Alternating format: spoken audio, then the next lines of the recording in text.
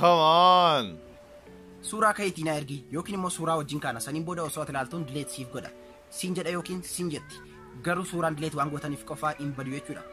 Egaan suuraa yenna delete gootan waan badee isinitti fakkaata malee suuraan delete waan gootan qofaaf hin badu jechuudha. Kanaaf furmaan isaa maali kan jedhu ni ilaalla.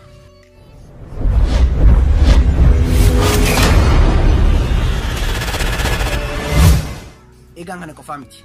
Bilbila keessan iccitii dhuunfaa fi faayilota barbaachisoo isin jalaatii qabatee yoo badee bilbila keessan sanarraa iccitii fi faayilota barbaachisoo ta'an sana namni kamiyyuu osoo hin argin akkamitti fageenya kamirrayyuu teessanii erkatti balleessuutii dandeessu kan jedhuufillee furmaata isiniif qabadhee dhufeetiin jira jechuudha. Egaan bilbila keessan akka dingataa ka'ee yoo isin jalaatii badee faayilota garaagaraa fi wantoota garaagaraa suuraa ta'uu ni danda'a. Wantoota baay'eetu jira bilbila keenya irratti kan fayyadamnu. Sana hundumaa akka namni nu jalaatii arguu hin barbaannu yoo ta'e akkamitti fageenya irra teenyee erkatti dimshaasha balleessuutii dandeenya kan jedhu isinitti agarsiisa jechuudha. Egaan baay'een keenya yeroo ammaa kana keessa suuraa yennaa kaanu yeroo sanaa suuraa yoo nutti fokkisestee suuraa namni akka nu jalaatii hin argine barbaannu yoo jiraate calman jennee dileetii goonee qofaa dhiisna jechuudha. Sun immoo baay'ee tokko rakkoo qaba jechuudha. Sababni isaa suuraan yeroo ammaa kana keessa siistemoota garaagaraadhaan ni deebi'a jechuudha. Suuraan dileetii ta'e tokko deebi'uutii ni danda'a jechuudha. Kanaaf bilbila keessan yoo badeyyuu yoo namni isin jalaa dhiyaate sharii garaagaraa namni namarratti yaadu jiraachuutii ni danda'a. Kanaaf bilbila keessan sana namni fuudhee suuraa isin dileetii gootanii yookiin immoo suuraa isin dhoksitanii keessan sana arguutii ni danda'a jechuudha. Kana qofaa miti bilbilli yoo kan isin jalaatii badu ta'e paatarniin jechuudha. Paaspoordiin piiniin osoo ramuuviin ta'in osoo riistooriin ta'in banamuutii ni danda'a jechuudha. Sooftiweerii garaagaraatti fayyadamee siistemii garaagaraatti fayyadamanii banuun ni danda'ama jechuudha daawwattoota. Kanaaf of eeggannoo barbaachisaa dursinee gochuutii qabna kan jedhuufan har'a siistema baay'ee tokko bareedaa baay'ee tokko salphaa namni hundumtuu kan itti fayyadamuutii qabu itti fayyadamaaf illee nama hundumaaf salphaa kan ta'e baay'ee karaa salphaaf bareedaa tokkoon isiniif qabadheetii dhufe. Kanaaf hanga xumuraatti na waliin ta'aatii na hordofaan isiniin jedha. Video kana immoo amma like godhaan isiniin jedha hordoftootiyya. Tokko tokko immoo bilbila keenya nu jalaa bade sana namni garraamiin namni gaariin argachuutii ni danda'a jechuudha. Namni isiniif deebisuutii danda'u namni tokko ni jira jechuudha. Bilbila keessan sana akka namni isiniif deebisu karaa ittiin gochuutii dandeessan online galtanii jechuudha. Salphaatti bilbila silkii keessan sanarratti bilbiluudhaan akka namni sun isin jalaati kaasee iskiriinii bilbila sanaa irratti illee lookii addaa yookiin immoo iskiriin lookii addaa irratti uumuutii ni dandeessu jechuudha. By the way namni siistema garaagaraadhaan bilbila keessa yoo isin jalaatii bane yoo jechuudha. Amma fakkeenyaaf bilbilli kun yoo na jalaatii bade jechuudha. Osoo bilbila kana riistooriin godhiin osoo paaspoortii irraan balleessii yoo kan na jalaatii banan ta'e bilbila kana ammas irratti deebi'ee iskiriin lookii cufuutii nan danda'a jechuudha. Paaspoortiin barbaade fayyadamee jechuudha. Kanaaf furmaanni kun illee ni jira. Kana sadan isaayyuu barumsuma kana irratti kan isinitti agarsiisu isin wanti isinirraa eegamu like gochuu fi sirriitti wanta isinitti agarsiisu na hordofuu qofaadha jechuudha daawwattootiyyaa. Please like godhaan isin jedha.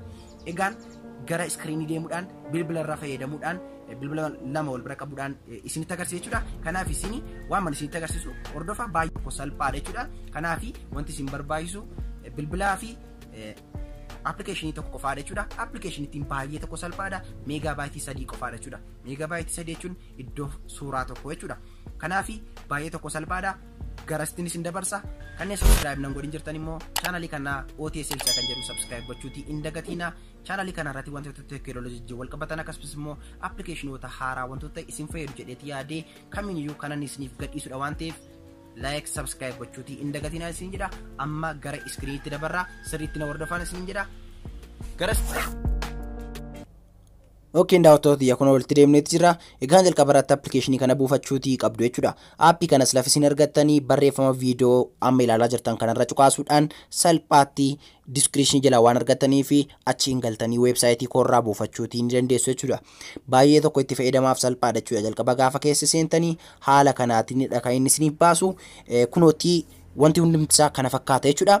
Egaan akka kana keessa seentanii iddoo kanarraa ofii isaatiin iimeelii isiniif baasa jechuudha.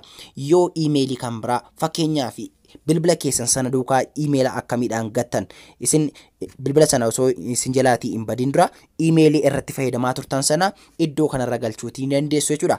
Fakkeenyaaf as keessaa ofii isaatiin naa fudhateeti jira. Yoo kana hin barbaadu ta'e kan biraa kunoo iddoo kanarra cuqaasuudhaan as keessaa filachuutiin danda'a jechuudha. Iimeelota baay'ee yoo qabaatan gadi isiniif tarreessa jechuudha hordoftootiyya. Egaan as keessaa immoo yoon dhabe yookiin immoo bilbila sanarratti kan hin fayyadamaatii ture iimeelota kan biraa yoo ta'e jechuudha. Wanti gochuutii qabu kunoo sign in jedhee jala kanarraa ni jira jechuudha. Sign in guest kan jedhu dhuma kanarraa ni jira waan ta'eef kan cuqaasuudhaan salphaatti sign gochuutii dandeessu jechuudha. Bilbila keessan sanaa wajjin iimeelii badee jechuudha. Saniin booda continue jettu continue niin jedhama fakkeenyaaf continue naasin jettanii paaspoortii bilbila keessanii kan iimeelii keessanii jechuudha isin gaafata. Paaspoortii iimeelii keessanii ni galchitu jechuudha. Kunootti amma galcheetiin jira. Saniin booda sign in kan jedhu bukkee kanarraa itti buutuudhaan keessan isin seensisa jechuudha. Bifa kanaatiin keessa isin seensisa amma xumurtanii jirtu jechuudha. Amma iddoo kanarraa kaartaa addunyaa isiniif baasaa kunoo akkuma agartanii biyyoota keessa jirtan addunyaa kanarraa kaartaa hundasaa jechuudha. Biyyoota hundumaa isiniif baasaa jechuudha. Amma as keessatti iddoo kanarratti jechuudha. Mooda bilbila keessan amma ittiin galtanii jirtanii iddoo kanarratti jechuudha kan inni isiniif baasu. Fakkeenyaaf bilbilli isin kanaan dura ittiin iimeelii keessan galchitanii itti fayyadamaa turtan suni fakkeenyaaf iddoo kanarratti bilbiluma tokkoon fayyadamaatti jira. Garuu gubbaa kanarra jechuudha bilbila lama naaf kaa'eeti jira jechuudha. Iimeelii kanaanii bilbila ani itti fayyadamaatii ture kanaan dura ni jira jechuudha. Fakkeenyaaf bilbilicha 5 isa ta'u bilbila 10 isa ta'u inni tooruma kanarra naaf naqaa jechuudha. Bilbila 3-4 irra yoon iimeelii kana galchee kanaan dura itti fayyadamaatiin ture ta'ee iddoo kanarra naaf kaa'ee jechuudha. Kanaaf bilbila keessan duukaa iimeelii gattan sanaa yoo kanaan dura itti guutanii fayyadamaa turtan ta'ee iimeeliin isaallee yoo irraa kan badee jiru ta'ellee jechuudha. Kun iddoo kanarratti isiniif baasaa jechuudha. Saniin booda amma fakkeenyaaf kun bilbila keessan isaa amma ittiin galtanii ilaalaati jirtan jechuudha. Kanaaf akka kanatti fakkeenyatti naaf fudhadha.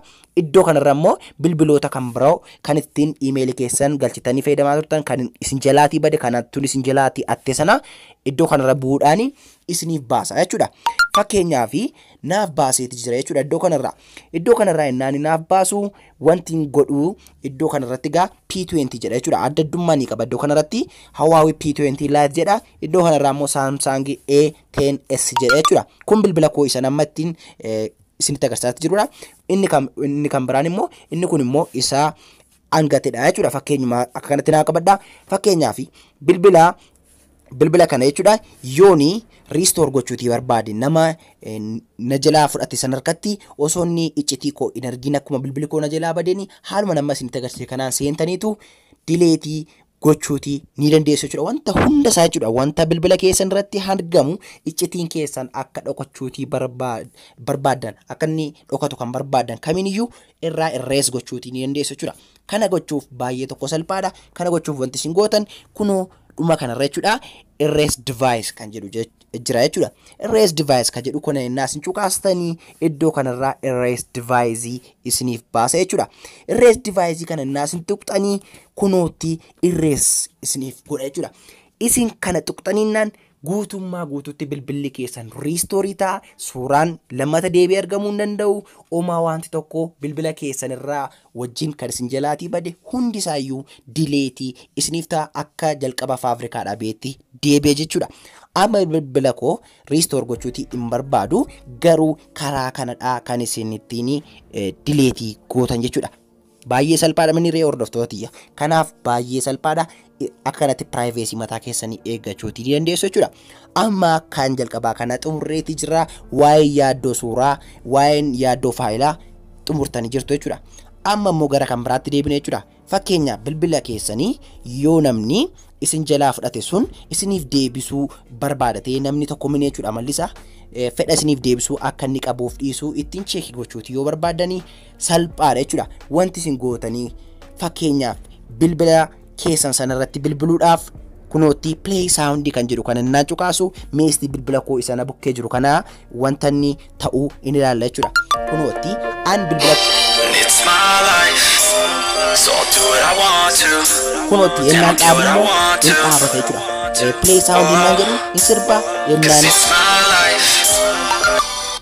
ennaan stop jedhu immoo stop ta'a jechuudha. Kana jechuun bilbila keessan kan bade sanarratti easy isaati jirtu jechuudha. Bilbila kamirra teessanii bilbila kan ofii keessanii kan biraarra teessaniitu bilbila bade kan keessan sanarratti iyyisiisaatii jirtu jechuudha. Isin iddoo kanarraa moodela bilbila keessanii filachuudhaan irratti play sound gochuutii qofaadha. Sanaan booda namni sun in argaa jechuudha. Namni isin jalaa ta'e sun akka isin hordofaa jirtan illee ni bara jechuudha.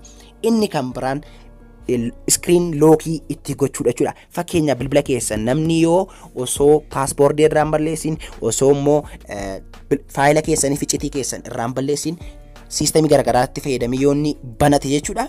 Bilbila keessan shakkitaniis ta'ee bilbila keessan yoonni bade irratti qollofuutii irratti cufuutii security adda ammas irratti dabaluutii ni dandeessu jechuudha. Kana gochuudhaaf kunoo secure device ka jedhu iddoo lammaffaa kanarra ni jira jechuudha. Secure device kana keessa innaa seentanii wanti inni isiniif baasu kunootti lock screen message optional ka jedhu kanaa fi phone number kan jedhu isiniif baasa jechuudha. Isin wanti isin gootanii iddoo kanarratti lock screen message fakkeenya message erguuf illee ni dandeessu akkasumas immoo lockii irratti gochuutii ni dandeessu jechuudha. Kanaaf egaa lakkoofsa barbaadan iddoo kanarraa galchuudhaanii secure device gootu jechuudha. Iddoo kanarratti lakkoofsa bilbilaa keessan galchitu iddoo kanarratti screen lock keessan kan paaspoortii naaf ta'a jettanii yaaddan galchuuf ni dandeessu. Barbaadan immoo barreeffama barreessuuf ni dandeessu jechuudha. Iddoo kanaa barreeffama erguuf ni dandeessu. Fakkeenyaaf barreeffama barreessitan yoo isin secure device gootanii wanti nama sanaaf dhaqu barreeffamootaa fi bilbiladha jechuudha. In bilbilama isin jalaati kaasee illee isin duukaa haasa'ee jechuudha. Akka inni bilbila sana isiniif deebisuuf illee itti himachuutii ni dandeessu jechuudha. Kanaaf baay'ee tokko salphaadha jedheetii yaada. Kanaaf daawwattootiyyaa bifa kanaatiin fayyadamtanii of eeggannoo barbaachisaa gochuutii ni dandeessu jechuudha. Wanti kun akka inni isiniif galee abdiin qaba. Egaan bilbilli keessan eessa akka jiru eessa baatee akka inni deemaat jiru illee hordofuutii dandeessu. Silarra isinitti ni himne garuu asirraa kaartaa kanarra fayyadamuudhaan egaa lokeeshinii bilbila keessanii isiniif baasa lafa inni jiru hordofuutii ni dandeessu jechuudha daawwattootiyya. Egaan barumsa guyyaarraa kana fakkaata jechuudha. Like, share, subscribe godha. Barumsa guyyaarraa kanarratti gaaffii yoo qabaattan yaada yoo qabaattan wanta akkan fooyyessu wanta akkan isiniif dhiyeessu barbaadan kamiiniyyuu mudannoo isin mudate yoo qabaattan wanta kamiiniyyuu anything na gaafadhaa naaf barreessaan isinin jedha. Isinan jaaladha isinan kabajaa. Bye bye.